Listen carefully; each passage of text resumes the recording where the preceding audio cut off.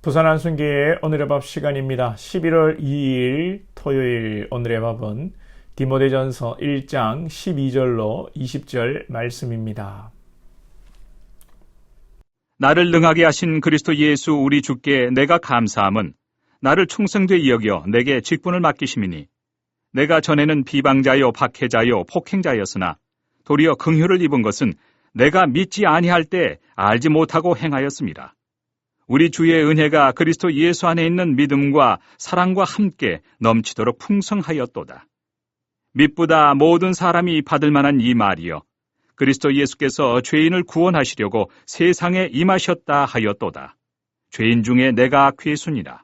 그러나 내가 긍휼을 입은 까닭은 예수 그리스도께서 내게 먼저 일체 오래 참으심을 보이사 후에 주를 믿어 영생 얻는 자들에게 본이 되게 하려 하심이라. 영원하신 왕, 곧 썩지 아니하고 보이지 아니하고 홀로 하나이신 하나님께 존귀와 영광이 영원 무궁하도록 있을지어다. 아멘. 아들 디모데야, 내가 네게 이 교훈으로서 명하노니 전에 너를 지도한 예언을 따라 그것으로 선한 싸움을 싸우며 믿음과 착한 양심을 가지라. 어떤 이들은 이 양심을 버렸고 그 믿음에 관하여는 파선하였느니라. 그 가운데 후메네오와 알렉산더가 있으니 내가 사탄에게 내준 것은 그들로 훈계를 받아 신성을 모독하지 못하게 하려 함이라.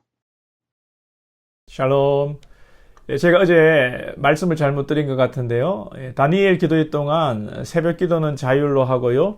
수요 기도회, 주일 오후 예배도 다니엘 기도회로 모이고 오늘의 밥은 평소 하던 대로 업로드합니다. 착오 없으시길 바라고요. 바울이 디모데에게 목회를 지도하면서 오늘은 자신의 허물을 이야기하면서 자신의 간증을 합니다. 바울 자신은 죄인 중에 괴수였고 비방자였고 박해자였고 폭행자였다. 그러나 은혜를 입고 긍휼을 입어 그리스도인이 되었다 이야기하는 것이죠. 13절 16절에 나오는데 그런 자신이 주님의 은혜, 특별히 16절에서 그리스도께서 오래 참으심으로 자신이 하나님의 자녀가 되었다라는 것입니다. 하나님께서 얼마나 참으셔야 바울이나 우리가 구원을 받을 수 있겠습니까? 바울이 말하는 오래 참으심은 우리가 생각하는 어느 정도의 기간의 개념이 아닙니다. 일체 오래 참으심. 한 10년 참으시면 우리가 주의 마음에 합당하고 율법에 흠이 없는 자가 되겠습니까? 20년, 30년 신앙생활하고 기도생활하면 우리가 온전해질까요?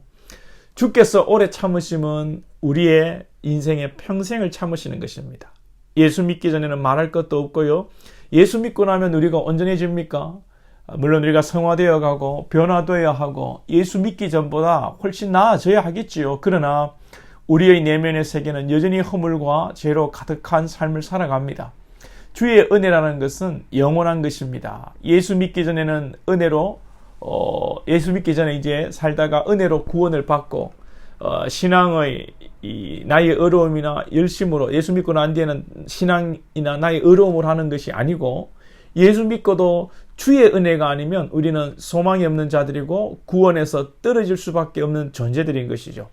그래서 바울은 처음에는 사도다 했다가 그 다음에 죄인이라고 했다가 괴수라고 했다가 예수 믿고 그 위대한 사도의 직을 감당하면서도 괴수 중에 괴수라.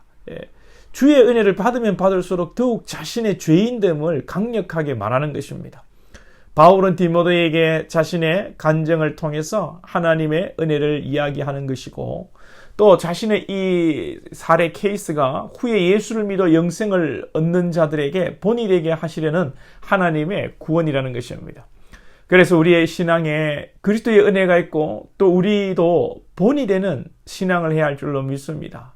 물론 우리가 잘한다고 사람들에게 자랑하고 나를 주장하는 것은 교만이겠지만 우리의 신앙이 그 누군가에게 도전이 되고 본이 되고 은혜가 되는 신앙이 되어야 하는 것입니다.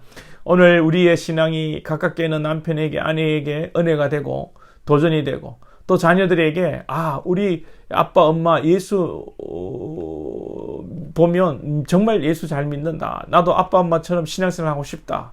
여러분 그런 소리 들으십니까? 아니면 우리 아빠 엄마 보니까 예수는 없다. 우리 아빠 다니는 교회, 우리 엄마 다니는 교회 다니기 싫다. 그러진 않습니까? 의외로 목사, 장로, 재직의 자녀들이 부모 때문에 교회에 다니기 싫다는 청소년들, 청년들이 많다고 합니다. 너무나도 부끄러운 앙케이트 조사의 결과입니다. 그러면서 디모데에게 당부하는데 선한 싸움을 싸우라고 하면서 두 가지를 말합니다. 이 두 가지는 무엇입니까? 19절에서 믿음과 착한 양심입니다. 선한 싸움은 당연히 영적 전쟁을 말하는 것이고요. 이 시대를 영적으로 이기는 두 가지 무기는 믿음과 착한 양심이라고 바울이 말하는 것입니다. 믿음은 말할 것도 없겠지요. 우리가 하나님의 선하심을 믿고 담대하게 말씀과 찬양과 기도로 나아갈 때 어둠의 영은, 귀신은, 사탄 마귀는 벌벌 떨며 한 길로 왔다 10길로 떠나갈 줄로 믿습니다. 그리고 중요한 것은 이 시대의 착한 양심입니다. 의외로 그리스도인들에게 선한 양심이 없어요. 세상 사람들과 구별되는 윤리도 없고 양심도 없다는 것입니다. 세상에서도 교수나 선생이나 사회 지도자들에게 더 높은 도덕적 기준이 요구되고 있는데요. 그러면 당연히 그리스도인은, 하나님의 백성은 이 세상 어떤 부류나 계층보다도 더 깨끗하고 도덕적이어야 합니다. 그 은행 심사가 품격이 있어야 합니다. 사실 이런 이야기 하는 자체가 부끄러운 일이죠. 당연한 일인데 당연하지 않으니까 하나님께서 바울의 입으로 오늘날 우리에게 말씀하시는 것입니다. 바울은 교회 안에 후메네오, 알렉산더를 사탄에게 내어주었다고 선언합니다. 예수를 믿는다고 하면서 여러분 실수할 수 있지요. 때로는 죄를 지을 수 있지요.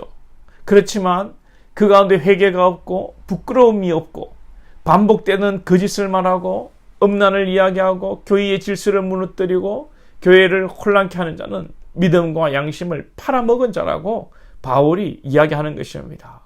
저와 여러분이 오늘 말씀 앞에 신실한 믿음과 착한 양심으로, 즉 이것이 여러분 주의 의와 주의 공도입니다.